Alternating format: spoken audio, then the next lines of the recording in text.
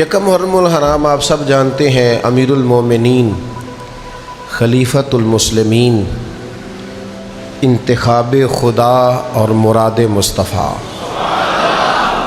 حضرت سیدنا عمر فاروق رضی اللہ تعالیٰ عنہ کا یوم شہادت ہے۔ اسی تعلق سے آج کچھ باتیں آپ کی بارگاہ میں خراج عقیدت پیش کرنے کے لیے عرض کی جائیں گی۔ اللہ تعالیٰ نے ارشاد فرمایا ہے کہ جو لوگ اللہ کا نام لے کے ڈٹ جاتے ہیں نا، اللہ تعالیٰ پھر ان کے سارے خوف اور سارے غم دور فرما دیتا ہے۔ لوگ دنیا کے لیے ڈٹتے ہیں، ذاتیات کے لیے ڈٹتے ہیں، مفادات کے لیے ڈٹتے ہیں۔ تو نے میرے پیسے دبائے ہیں، میں دیکھتا ہوں تو کیسے نہیں دیتا۔ تو میری زمین پہ قبضہ کرنا چاہتا ہے، میں دیکھتا ہوں تو کیسے قبضہ کرتا ہے۔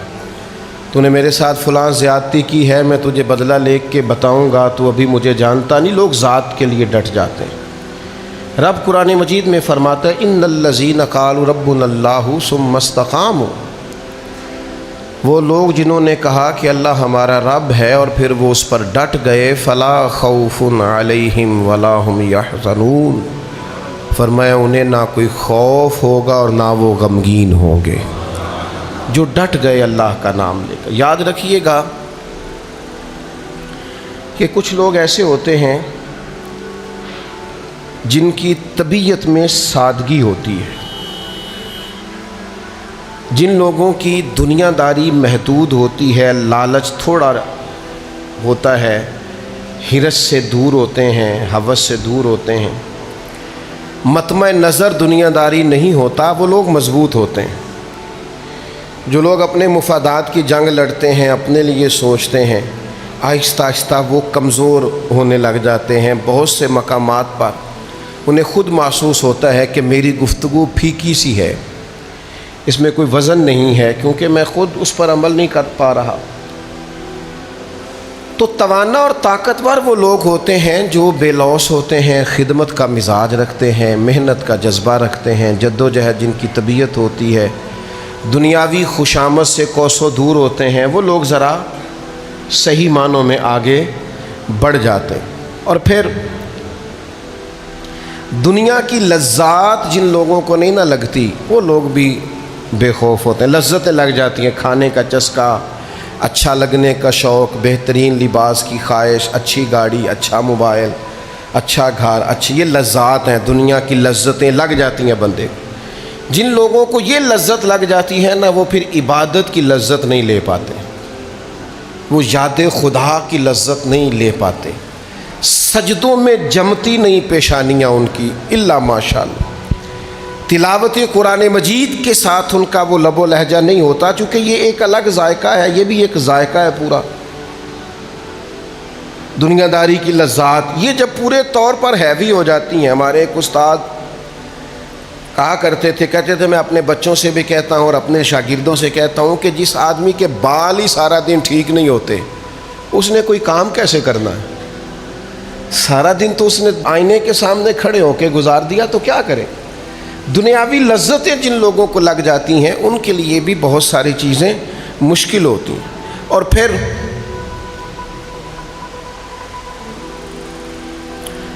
خوف خدا اور فکر آخرت، یہ اگر طبیعت میں پیدا ہو جائے تو خوشامد اچھی نہیں لگتی۔ اپنی تعریف انسان کو سننا اچھا نہیں لگتا، اسے تحائف اچھے نہیں لگتے، اسے دنیاوی آسائشیں اچھی نہیں لگتی، وہ نئی چیز خرید کر بے چین رہنے لگ جاتا۔ خوف خدا اور فکر آخرت۔ اور پھر میرے بھائیوں ایک بات اور بھی عرض کروں،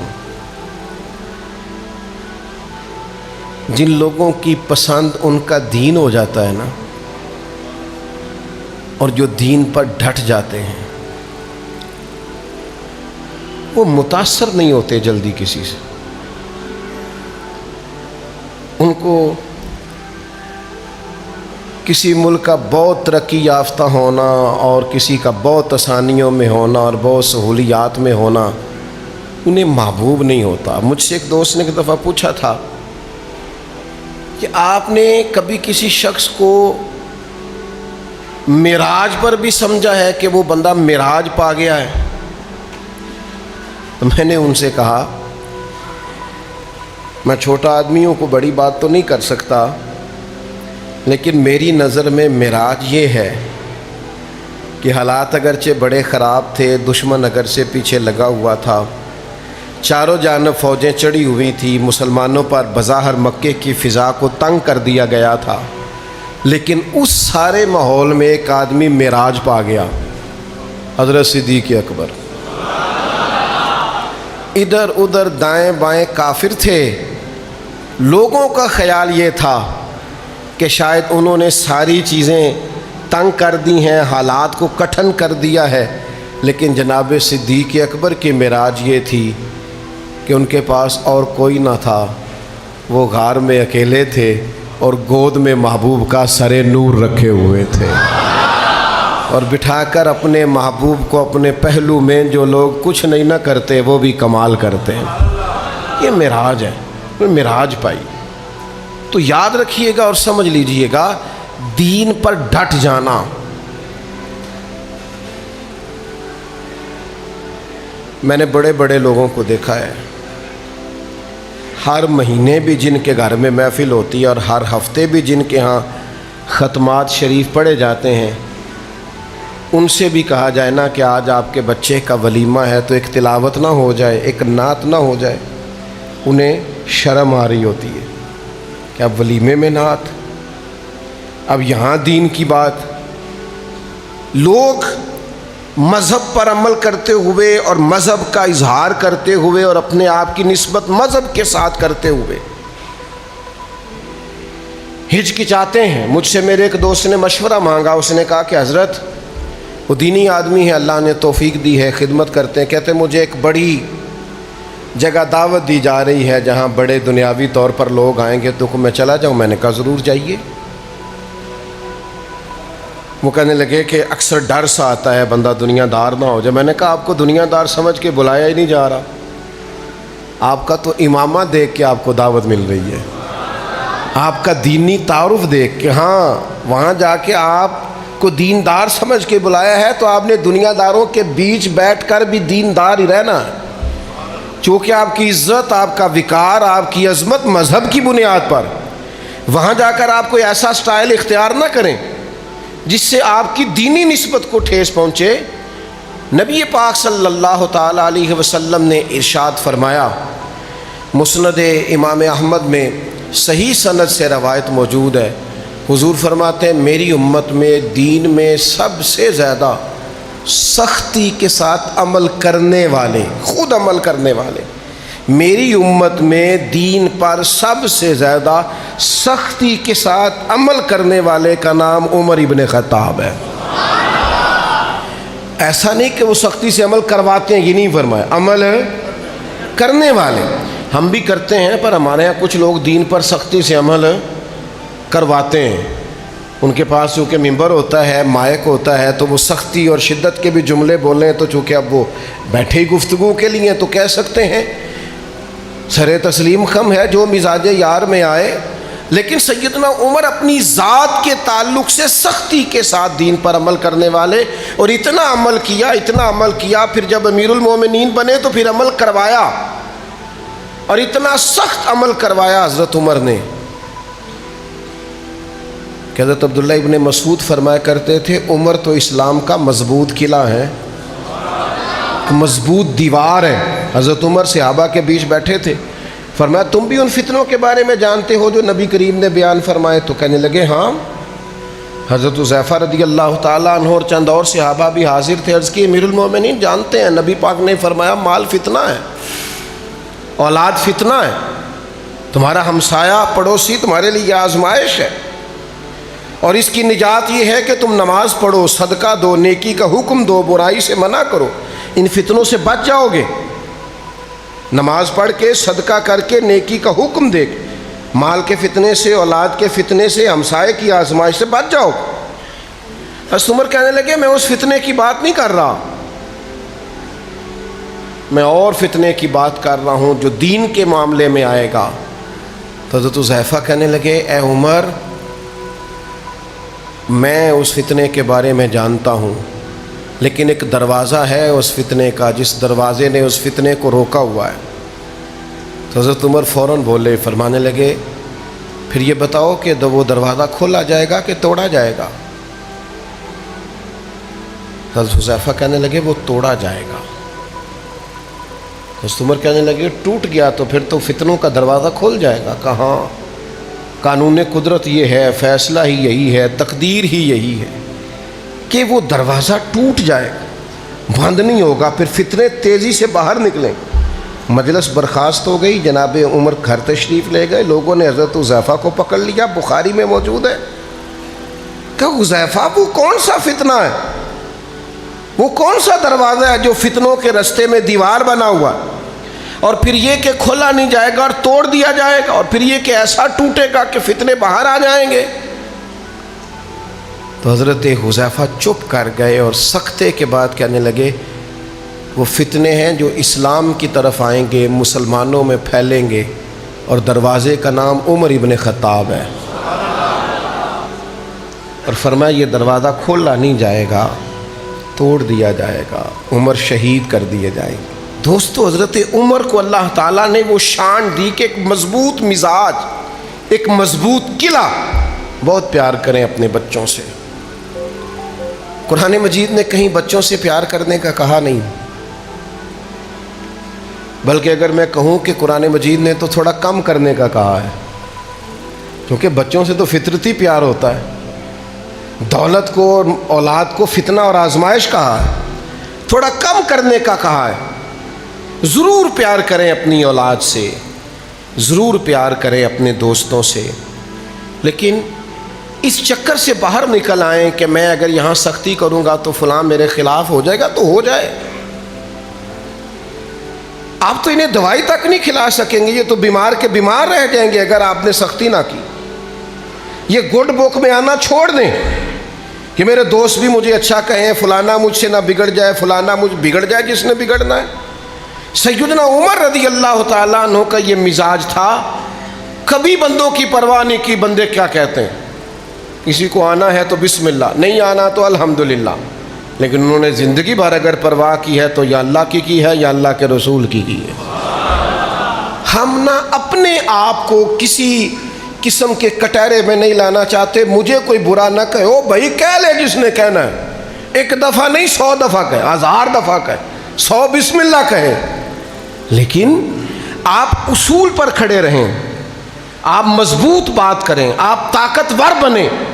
آپ کی طبیعت، حضرت عمر کا درہ تھا، وہ لٹکا کرتا تھا اور پورے جوش و خروش سے لٹکتا تھا۔ حضرت عمر کو استفسار کی عادت تھی، وہ سوال پوچھتے تھے، کہاں تھے تم، کیوں نہیں یہ کام کیا؟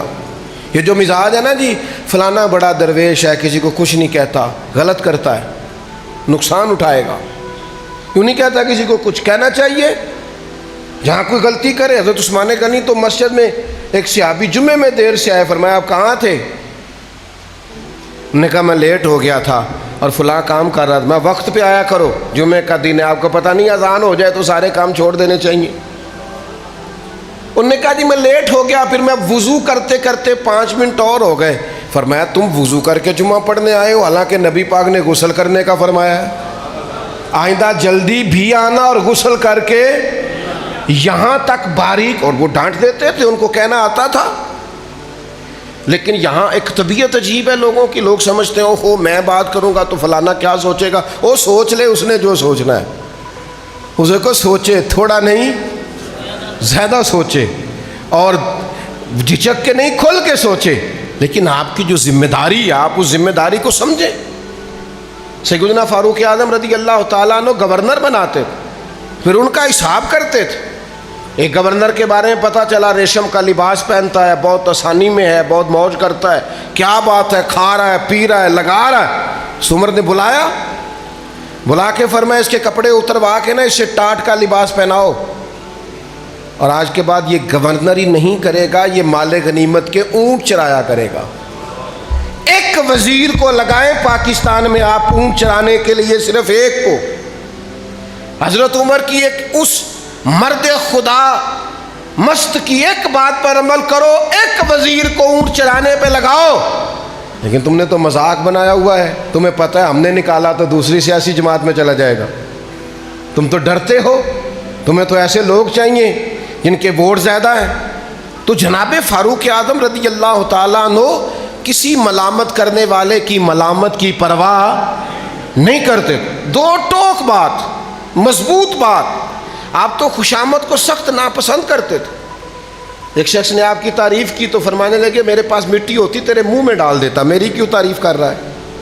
یہاں تو آپ پیروں کے پاس چلے جائیں، انہوں نے خوش آمدی خلیفے رکھے ہوئے، کہتے ہیں قبلہ عالم فلانا ٹینگڑا، اور یہ خود پاس بیٹھ کے من قال انا عالم فہو جاہل، حضور نے فرمایا جو اپنے منہ سے کہے میں عالم ہوں وہی تو جاہل ہوتا ہے۔ آپ خود سے تعریفیں سن رہے ہیں اور آپ کا دعویٰ فقیری کا ہے، ہٹو بچوں کی داستانیں اور آپ کا دعویٰ فقر کا ہے۔ آپ نے وظیفہ خار نقیب خطیب شاعر ادیب رکھے ہوئے ہیں تعریفیں کرانے کے لیے، اور پنجابی میں کہہ دوں تو مجھے کہہ لینے دو، آپ نے سیپی رکھے ہوئے ہیں، سیپی جو آپ سے کھاتے ہیں اور آپ کے گن وہ آپ سے کھاتے ہیں لے کے، انہوں نے کہا بلے بلے کیا بات ہے، کیا بات، تعریفیں کرتے ہیں اور بڑے شوق سے بیٹھ کے سن رہے ہوتے ہیں لوگ۔ حضرت عمر کہتے ہیں تیرے منہ میں مٹی ڈالوں گا اگر میری تعریف۔ تو آپ میں جرت اظہار ہو، آپ بات کہیں۔ اقبال کہتے ہیں اپنے بھی خفا مجھ سے ہیں اور بیگانے بھی ناخوش۔ یہ ذرا لفظوں کی ترتیب دیکھو، اپنے بھی خفا کون ہے؟ اپنے بھی خفا مجھ سے ہیں اور بیگانے بھی ناخوش، کیونکہ میں زہر حلال کو کبھی کہہ نہیں سکا کاند، میں کہتا ہوں وہی بات سمجھتا ہوں جسے حق۔ میرے سے ناراض اس لیے ہیں لوگ کہ کہتا ہوں وہی بات سمجھتا ہوں جسے، اور لوگوں کو حق اچھا لگتا، لوگوں کو تعریفیں اچھی لگتی۔ تو یاد رکھیے گا کہ حضرت عمر میں یہ جرت اظہار تھی، بات کرنا جانتے تھے۔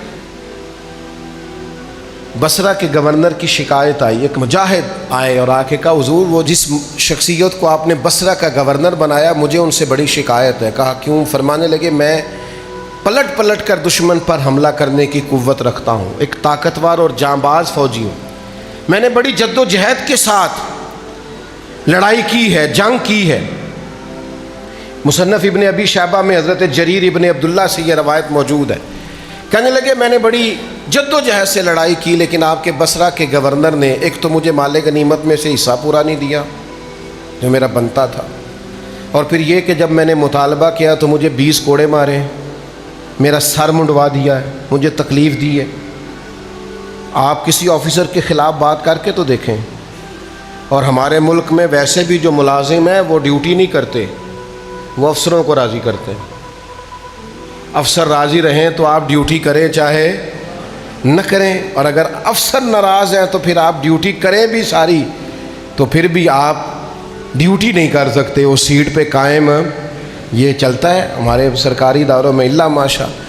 اس نے کہا جی ایک تو میرے ساتھ زیادتی ہوئی، مجھے مال غنیمت نہیں دیا گا، اور اگر میں نے بات کی تو پھر آپ کو پتہ ہے جس کی بات کریں بگڑ جاتا ہے، تو پھر مجھے کوڑے لگے 20 اور میرا سر منڈوا دیا، اور یہ بال میں آپ کے پاس لے کے آیا ہوں۔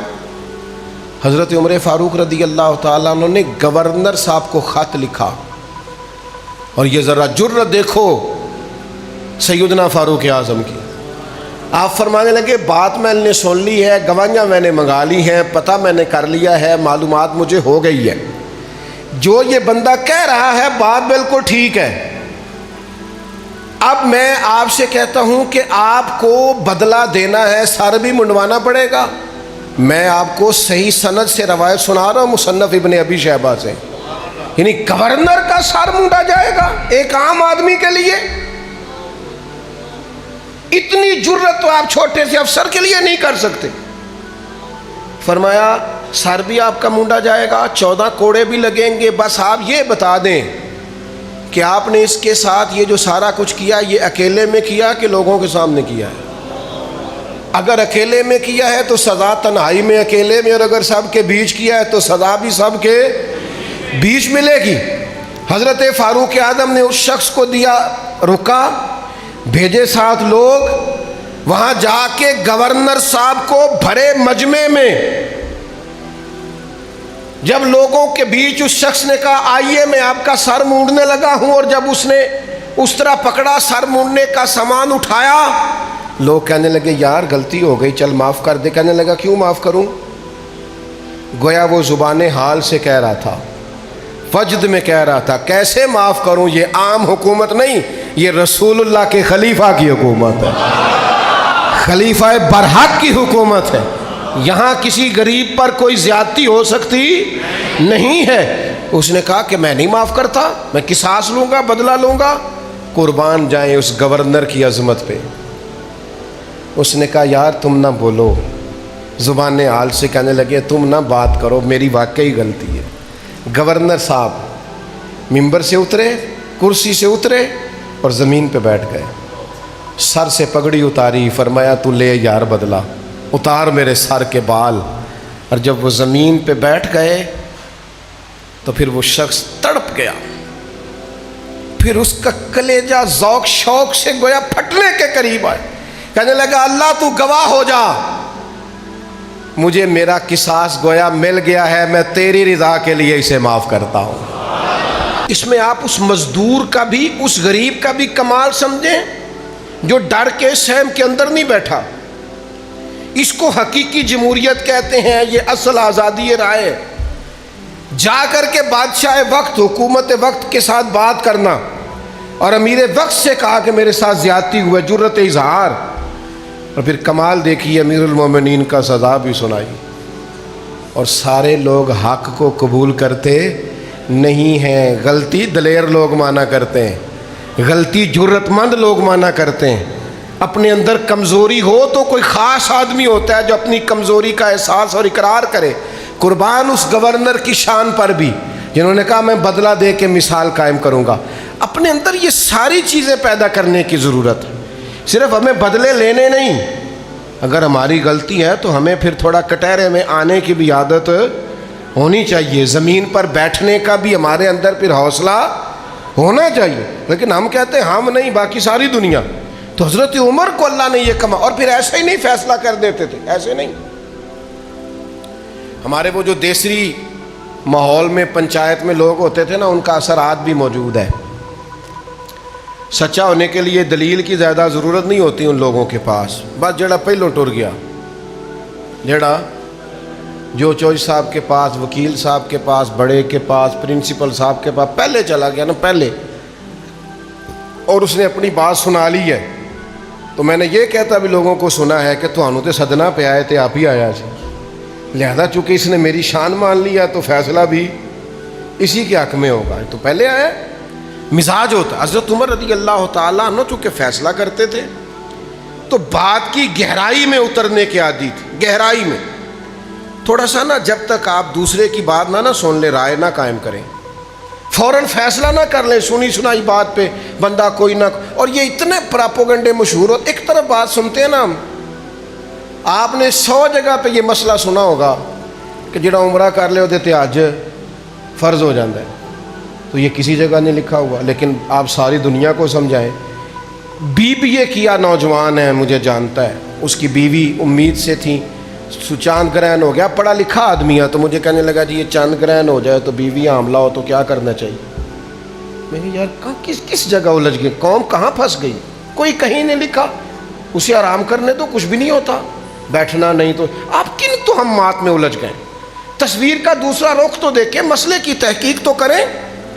حضرت عمر کے پاس بیوی آ گئی، ہم ایک طرفہ بات سنتے ہیں، یک طرفہ، اور یک طرفہ بات سن کے ذہن بنا لیتے ہیں، اور پھر جب جو اس طرح کا مسئلہ ہوتا ہے، اس طرح کا، ذرا غور کیجئے گا، یعنی اگر بیوی کہے کسی سے کہ فلاں آدمی نے مجھے تنگ کیا ہے، تو بات بندے کی مانی جائے گی بیوی کی، بندہ جتنا مرضی معزز ہو، لوگ کہتے ہیں فلاں کہہ گئی ہے۔ یہ اتنا خوفناک حالات ہیں، لوگ تصویر کا دوسرا رخ دیکھتے ہی نہیں، الجھے الجھے بکھرے بکھرے، روز و شب دیکھے گا کون؟ لوگ تیرا جرم دیکھیں گے، سبب دیکھے گا کون؟ لوگ دلیل ہی نہیں پوچھتے، کہتے ہیں نہیں فلاں کہہ گیا ہے۔ بی بی آگے حضرت عمر کے پاس آ کے کہنے لگی میرا شوہر بڑا تنگ کرتا ہے، بڑی تکلیف دیتا ہے، بڑی آزمائش میں ہوں، بڑا ظالم ہے۔ فرمانے لگے کون ہے تیرا شوہر؟ اس نے کہا حضرت ابو سلمہ رضی اللہ تعالیٰ۔ حضرت عمر کہنے لگے اسے تو میں قریب سے جانتا ہوں، حضور کا صحابی ہے، نیک آدمی ہے۔ دو آدمی اور تھے، ان کو بلایا، فرمایا تم ابو سلمہ کو جانتے ہو؟ حضور کیسا ہے؟ کہا حضور کیا بات ہے، کیا نفیس انسان ہے، یہ کس کے بارے میں بات؟ اور ان کی اپنی بیوی۔ اب قریب بیٹھے لوگ تو سمجھیں گے کہ جب اپنی بیوی کہہ رہی ہے تو مسئلہ تو ہوگا۔